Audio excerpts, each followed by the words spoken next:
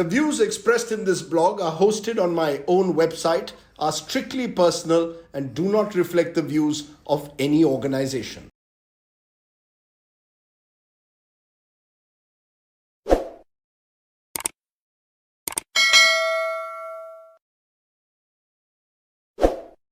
Hello and welcome once again to Straight Bat, my weekly video blog where, as the title suggests, I comment with a straight bat. Now, there is one movie on Hotstar, Disney Hotstar at the moment, that I would highly recommend. A wonderful slice of life movie called Kaun Hai Pravin Tambe. It's a real life feel good story about a relatively unknown cricketer from Mumbai who suddenly makes it big in the IPL at the age of 40.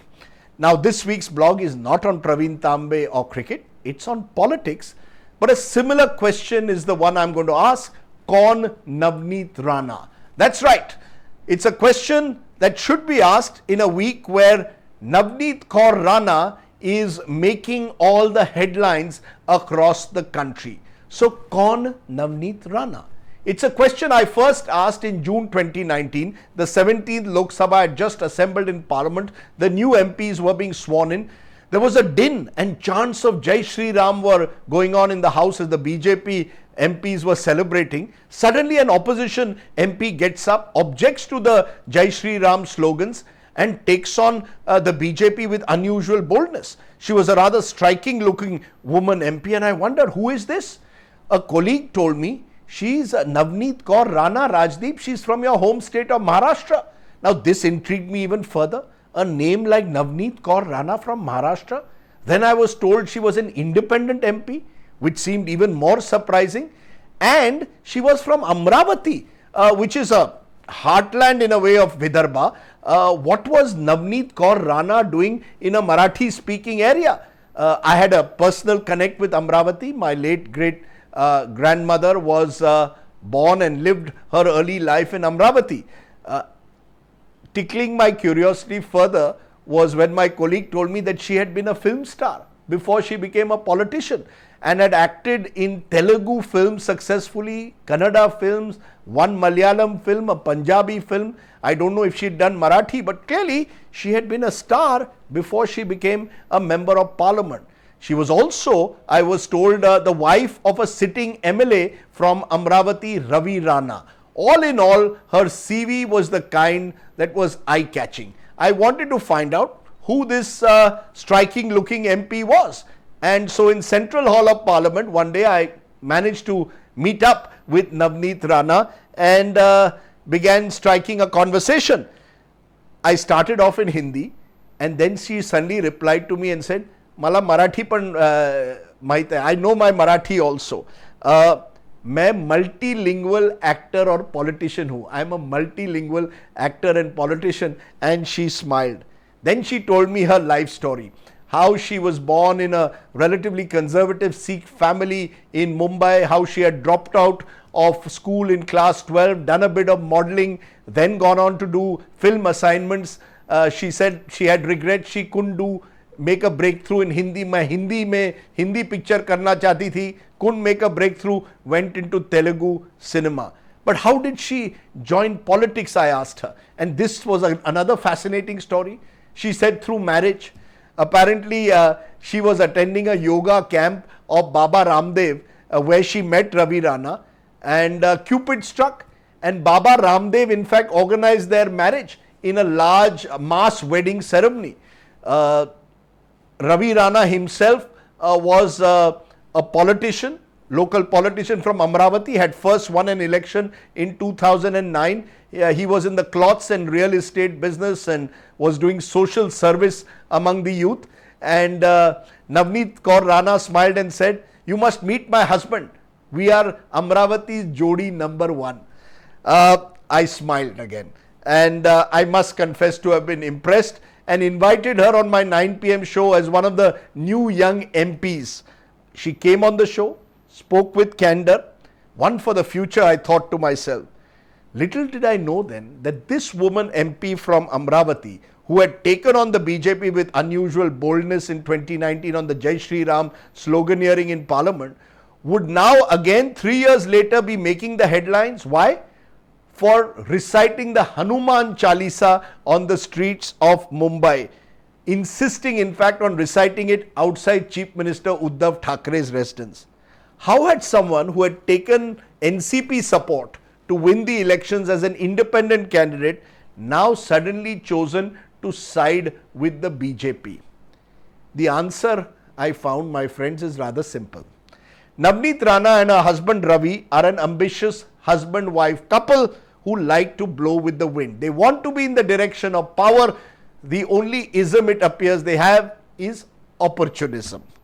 The only party that they had kept at bay or had kept them at bay was the Shiv Sena, which interestingly is the dominant party of Amravati in recent times. So Shiv Sena apart, they were willing to make any alliances. In 2014 and 2019, with the Sena firmly with the BJP, the Ranas approached the NCP for support. And what I have understood is Ajit Pawar, the Deputy Chief Minister of Maharashtra, became their benefactor. In fact, he overruled the local NCP and gave the ticket gave support to Navneet Rana in 2014 and 19. In 2014, she lost to Anantrao Adsul, the Shiv Sena strongman, 3-time MP from Amravati. In 2019, she went ahead and defeated him by 38,000 votes as an independent candidate with the NCP support. But you must understand, life as an independent MP, MLA is not an easy one. You need a godfather. Now, you also need a godfather because in the case of Navneet Rana, she had allegedly forged her caste certificate to get that ticket. And the matter is pending in the High Court and a judicial verdict is expected anytime soon. So she needed help.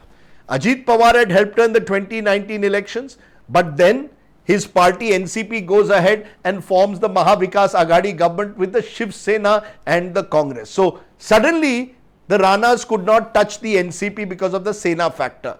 What do? They turn to the BJP. Now let's be clear, the BJP has a strong presence across Vidarbha, including Amravati. In the last 2 years, the former Chief Minister of Maharashtra, Devendra Fadnavis, has a single point agenda. He is going to take on the Shiv Sena and Uddhav Thackeray in particular, who he holds singularly responsible for breaking the alliance and betraying him in 2019. My enemy's enemy is my friend. That was the mantra of politics, and that's the mantra the Ranas followed. They decided to switch sides and join hands with the BJP. But please understand, with the BJP, nothing comes without quid pro quo. So the BJP was very clear. You want our support? Show us what you can do. Hanuman Chalisa, therefore, has become the ideal opportunity for the Ranas to walk the talk and prove to the BJP in a way that we are firmly in your camp. When Raj Thackeray was the first to take up the issue of Hanuman Chalisa a few weeks ago, saying, if Muslims are allowed to recite Azan through a loudspeaker, I will respond by reciting Hanuman Chalisa on the streets. Now, Raj Thackeray could not go and directly target Uddhav Thackeray, his cousin, beyond a point. The Ranas had no such compunction. So they announced that they will recite Hanuman Chalisa outside the Chief Minister's residence. The rest, as they say, is history, because they've got arrested now and have spent a few days in jail and suddenly become national headlines. Interestingly, Amravati in November 2021 had seen communal riots as a backlash to what was happening in Tripura. Muslims alleging that they were being targeted there. There was a backlash in Amravati, and the Ranas again had to choose, and they decided, we will be now firmly with the Hindutva camp. Taking on the original Hindutva party Shiv Sena, we will join hands with the BJP.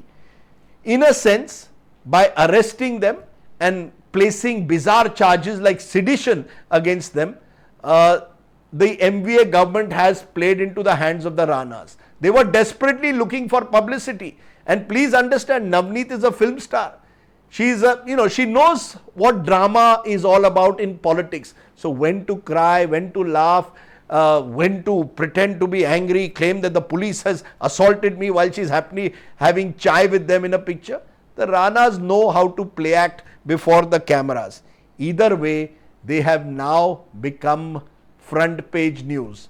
And I'm sure in 2024, no one will ask the question I asked in 2019, Kaun Navneet Rana.